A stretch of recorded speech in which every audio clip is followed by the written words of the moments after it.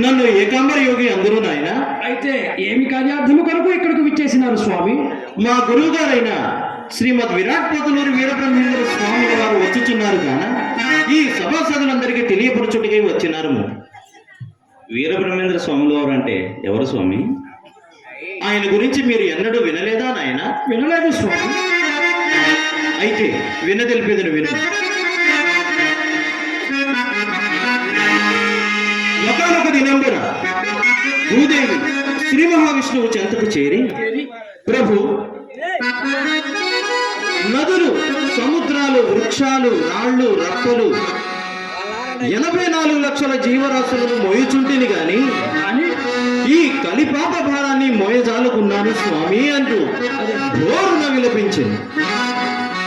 అందుకు ఆ శ్రీ మహావిష్ణువు, దేవి దుఃఖించకము, మేమూరము సత్వరమే భూలోకమందు అవతరించి ఈ పాప భారాన్ని తగ్గించి నీకు శాంతి నసుగెందము అని చెప్పి సెలవిచ్చారు నాయన. అవనియంతయు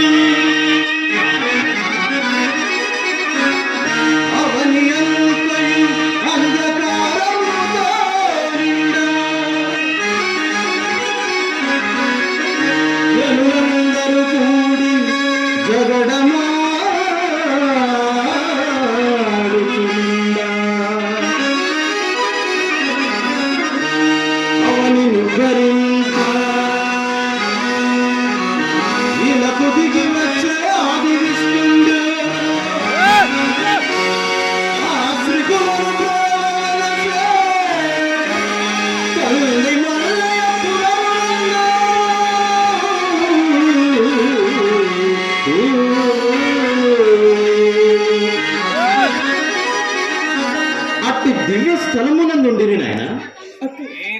స్వామి, అటువంటి ప్రదేశములకు మా వంటి వారు కూడా రావచ్చు. రావచ్చు. ముక్తి మార్గము కోరు వారెల్లరూ రావచ్చు. ముక్తి మార్గము వినగలుగుతున్న స్వామి. తెలిపెదను సావధాన చిత్తులై ఆలకించుడు నాయన.